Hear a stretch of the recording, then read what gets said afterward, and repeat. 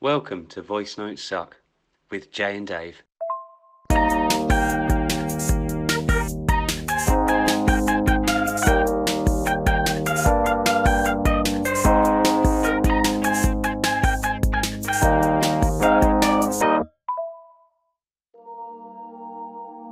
Series 2, Episode 1, AI, Why It's Important. AI is here, and it's changing everything from the way we create to how we live. Today, we're diving into the big questions. Is AI a threat to creatives? What does it mean for intellectual property? And how could AI personal assistants reshape our daily lives? Let's break it down. Jay, it's season 2 of Voice Notes Suck, and it's been an incredible journey. And we've only launched 2 episodes of season 1, and the feedback's been phenomenal. I really appreciate your support, the people leaving us reviews and offering input. It means a huge amount. Thank you for listening. This season, it's all about AI. We're going to be talking about artificial intelligence. And today we're going to be talking about why it's important. And I'm going to throw that over to Jay. Jay can kick us off with why AI is important. And then I'm sure I'll find some things to add to this conversation in a bit. Hello, Dave. Did AI tell you that we'd only done 2 episodes? Because AI hallucinates, doesn't it? AI content needs double checking. We know that. You and I know that. And I hope everyone else knows that too. And if they don't, they know it now because I've just said it. You can't start series 2 by avoiding a question, Jay. Well, maybe you can, but you shouldn't. Any questions? Where's my lawyer? But you wouldn't need a lawyer, would you, if you had AI? Because you could create a solicitor's contract and represent yourself. But in answer to the question, why is AI important? It's important because it's not going anywhere, is it? It's literally here to stay. That's how it feels anyway. I could be wrong. Laws could come into place banning it and outlawing the use of AI and all that stuff, but I can't see it because AI's been here longer than what we're seeing at the moment, hasn't it? It's been fundamental in the running of many things in the world. I mean, we're just seeing it evolving now, aren't we? We're just seeing the evolution of AI, which is slowly being integrated into robots now as well.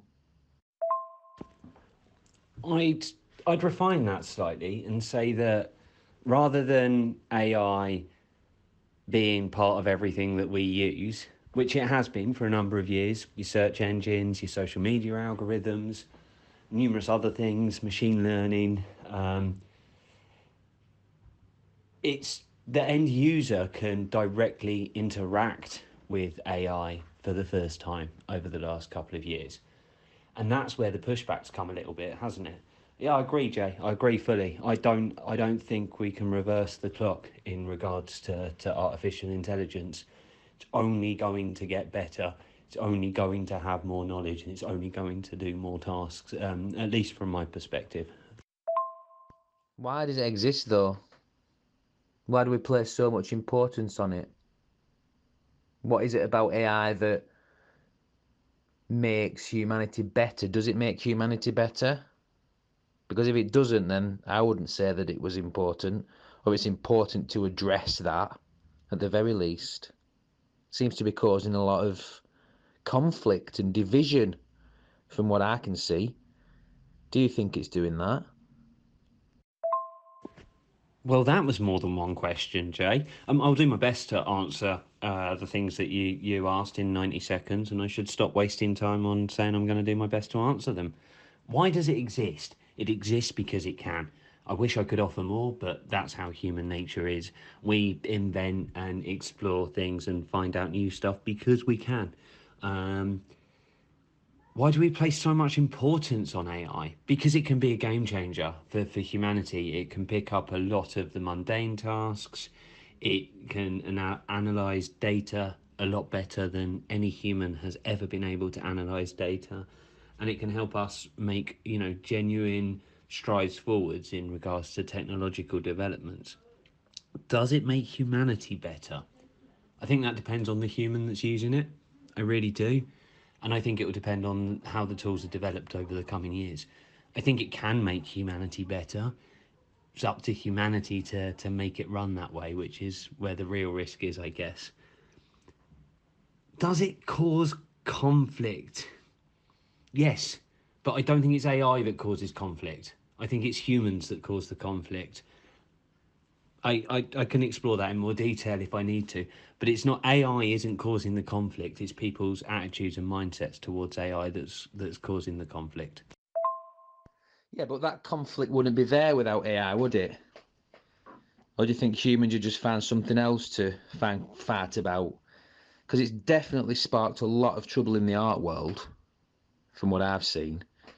And I know people are tentative about admitting that they use AI in their output. So I think you're wrong. There's a couple of things in that, Jay. Firstly, I think humans would find something to fight about or have conflict about. It could be politics, religion, sport. God, it could be, what charity your local something supports this year. Humans will always be passionate and have strong beliefs and congregate in groups that back up and validate those beliefs. So, yeah, personally, I think that conflict would exist. It's just focused on AI from that crowd. And then I'm going to throw a different example back at you. Do you think the art world went through something similar when photography was deemed art? And all of a sudden, landscape painters were effectively redundant because a photograph did, certainly a colour photograph, did a much better job of it than any painter could potentially do. No, I don't think landscape painters have been made redundant. I think photography introduced a new way to appreciate landscapes, personally. There's always a place for landscape painting. There's always escape for. There's always a. Sorry, Dave. I got sidetracked then. There's always a space for that other thing. Oh, Jay, I agree that it's still a viable genre of art and that people still enjoy creating and potentially buying and collecting art that is not photography, that is landscapes. I meant more, do you feel or do you think or do you wonder if people felt threatened by colour photography? Because that's where I think the disagreement comes from, the different groups, is because people feel threatened by AI creativity, which I understand. Because for me, we could be using, and hopefully will be using AI to do more of the mundane tasks, to help with bills, to help with housework, or whatever it happens to be, rather than using AI to do all of our creative processes. So I really do understand that there's a perceived threat there, and that threat could be genuine from a creative perspective too. I've got a confession to make, Dave. That last voice note that you replied to, I was on my third glass of wine, so I couldn't actually speak all that well. So I think I did pretty well up until getting my words all mixed up. But I do think people were threatened by colour photography, yeah. But I also think they were fascinated by it as well, which sounds just like AI, doesn't it? But I think AI has a bit of a different slant on it in a way because it's ultimately a machine that's creating something based on lots of other people's visual ideas. So I think that's where the controversy comes in. Now, AI doesn't take those images and recreate them outright. It just doesn't. And there's a lot of cases showing that that is not the case. You don't, take a Rembrandt and then creates a Rembrandt. That just doesn't do that. But I think it's the consensual part of AI that's getting people's backs up. The fact that their images are being taken without the permission. Even though they're public, I don't know. It's an iffy one, don't you think?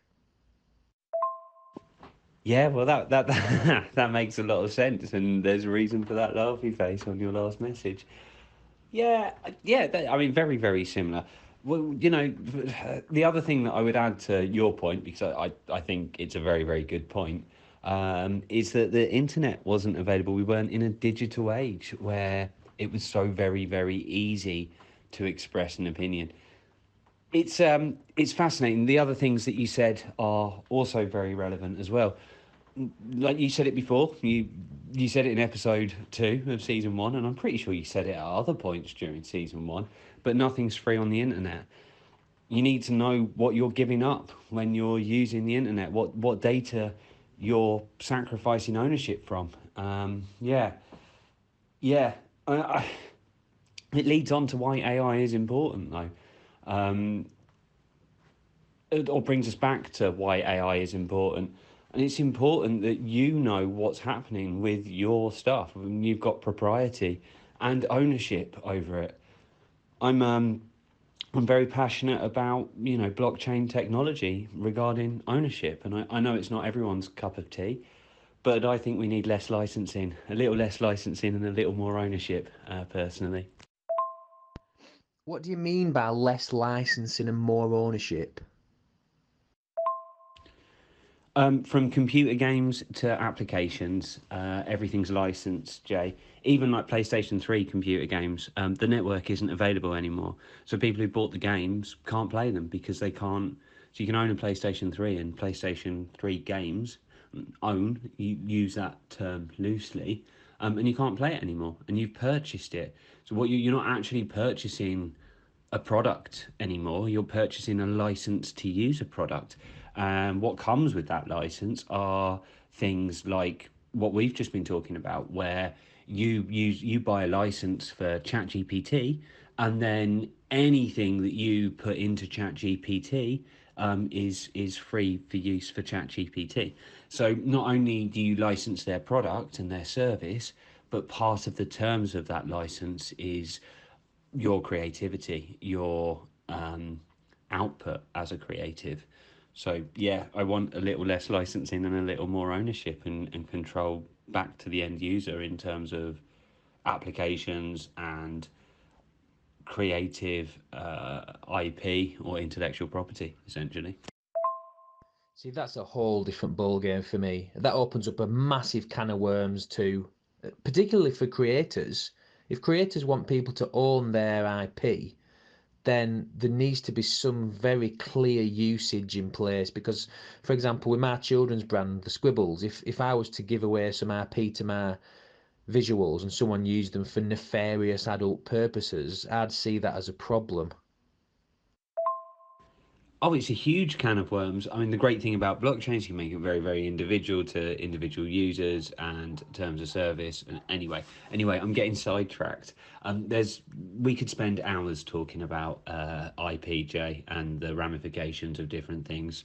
You need terms of service alongside your IP, 100%. All creatives need to be thinking of that, whether they're releasing generative projects or individual artworks or sharing photography. Yeah, I mean, AI is important for that. You know, you can use AI to help with that, can't you? Because especially with ChatGPT, you can ask it to, you could even converse with it if you're not too sure about those things. If you're not too sure about legal things, you can talk to ChatGPT about it and some of the other AI models. I know they're not always accurate. You do have to cross-check it if you're doing something serious in business, but just for these kinds of things, it's fantastic. You know, it's better than a Google search. And I know when Google start introducing this into proper Google search, like properly, that's when everything's going to change, in my opinion. But I think Google's going to disappear. I think that AI is going to completely take over. And it's going to be really important, particularly with the generative models, to have a very, very non-bias data set, and we're struggling with that, I think, at the moment. So that's an important part of it. Oh, there's so many important parts, Jay. You make some fantastic points there. Conversing with large language models like ChatGPT offers different insight than you might get from a human. No human has access to the amount of data that ChatGPT has access to, and no human is able to analyze that data in a way that ChatGPT is either. I not sure I agree with you about Google. I think Google have done a lot to ingratiate AI into their systems already, and I think that will just people will continue to use Google, and Google will just get better in terms of that, or will be what people want in terms of that, because Google are very good at delivering what people want. The bias, that's really interesting, and the problem with having massive industry leaders like OpenAI or Google or a couple of the other ones that I can't think of, and then everyone using those products, because we don't then get a bigger data pool or different data sets that are being used. And it is one of my concerns with AI, and the big companies that own some of the most popular large language models we use at the moment. You're wrong about Google. It's been my prediction since AI came along that OpenAI want to trounce Google and become the ultimate search engine. And I feel like Google won't be able to catch up because their AI has not been proven to be that good. It's been criticised quite a lot, and I've used a lot of different ones, and it's not ideal. Gemini, it's not that good from my experience. It might improve, I don't know, but they've got to do it fast because OpenAI are just skyrocketing, and that's why AI is important. Because if from a massive multi-trillion pound corporate perspective, AI is important for generating or continuing to generate revenue for those companies, isn't it? I mean, I just, yeah, Google's such a massive corporation. Maybe you're right, Jay. My concern, if you are right, is that it will be OpenAI that replaces them, and it will be a replacement, and then nothing changes. It's just OpenAI becomes Google, and we have another company that's buying out startups and sunsetting products and wrapping more things into their umbrella as a mega tech corp. And I think that eventually leads to a lack of choice for consumers or users or customers. And yeah, I also think that, AI is important because we're all going to have our own AI personal assistant very soon, like within the next couple of years. Everyone's going to, by maybe 5 years, but everyone's going to have their own AI PA, and it's going to be interesting to see what people do with it. Yeah, well, that's what Apple are doing, isn't it? They're integrating AI into the whole operating system. I mean, that's what I made a post about. Imagine an operating system that was all just run off AI, and Apple are doing it. So, I know Microsoft are doing it with some of the computers as well. I don't think that's new. I think we're just getting more exposure to it, and people are finding that out, and then they're testing those barriers. What should be right? What should not be right? But you look at machine learning and deep learning as examples of AI, and they're behind every search that we do on the internet. They're behind every algorithm that promotes and prompts content for us. Like, yeah, the voice technology that we use, this is already a part of our lives, a massive part of our lives. And now it's just the end user, the consumers, getting more visibility and more access to it as well. Yeah, I mean, it's fascinating and it's interesting. How would you train your personal AI, Jay?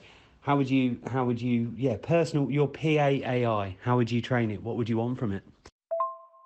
See, I think there's different kinds of AI. I'm talking about this AGI, if you want to call it that, this new, that genuinely intelligent. We've not seen anything like this before.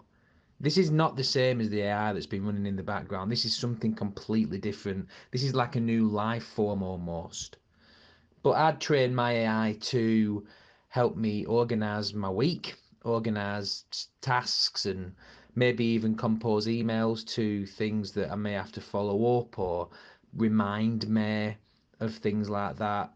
Help me to come up with posts for social media based on the photographs that I've taken, or maybe automate some of that and say, would you like to post this to Instagram, or would you like to post this to all your social media pages, and then help me to craft some kind of visual composition of it, just for those kind of marketing promo things. But I'm speaking as a business, not as a person. How will it work for just people, just everyday people?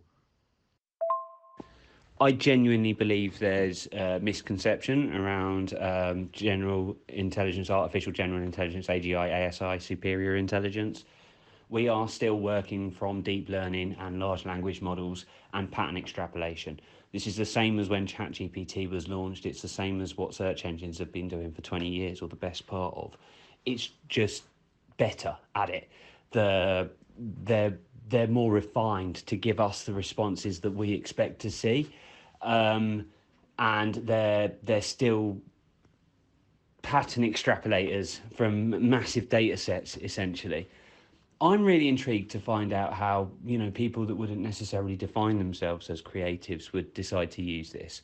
Like, how could it help with the day-to-day running of our households, or what could it do in regards for education, in terms of learning and all of those things?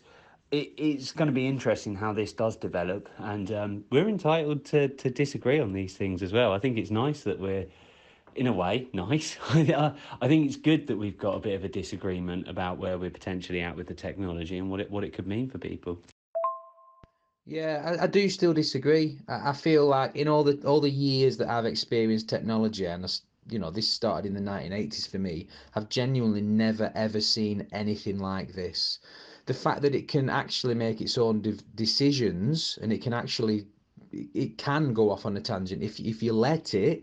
A lot of the things that we're using at the moment are technically restricted, but it can form its own pathways to get to decisions and stuff which we've never ever seen before. And that could be an interesting way for it to be used by everyday people. It could help them to just organize the day somehow. I don't know how. Shopping lists, basic stuff. Could help them to clean the house. It could set off a Roomba. It could defrost some burgers. I don't know. It is important. We're getting busy, aren't we, as a human race? We're getting busier and busier and busier, and I feel like AI will take over those mundane tasks, and probably other stuff as well, like defrosting burgers. So for me, I think organisation and entertainment is where most people will use AI moving forward. I think in terms of organisation, it could help you find efficiencies to save money with your energy use, or other things. It could help you with your budgeting, all sorts of things around, taking away some of the onerous tasks to save yourself money or time or effort. And I hope that's what it gets used for. And then, yeah, entertainment. Anyway, Jace, it's been fascinating chatting to you. I think it might be time to wrap this one up, and for you to think about summarising this episode. Yeah, why don't you think about summarising this episode? I mean, I have, and I thought it was your turn to summarise it. It is my turn to summarise it. AI is posing a threat to creatives in the same way colour photography threatened landscape painting back in the day. It's important to know who owns what, and we need a clearer understanding of terms of service on usage and even intellectual property. And humans have created AI because they can. It's been built into our technology and manufacturing processes for years, but it's the first time we can interact with it, meaning AI personal assistants and devices will be the next big thing, because end users have more access to it now, and it could genuinely help with the flow of day-to-day life for many people across the world. Thanks for listening. Make sure to subscribe and tell your friends about Voice Notes Suck, and you can find all our links in the description, so come and check us out. Dave's been Dave, I've been Jay. See you next time for another episode of Voice Notes Suck. You've been listening to Voice Notes Suck with Jay and Dave.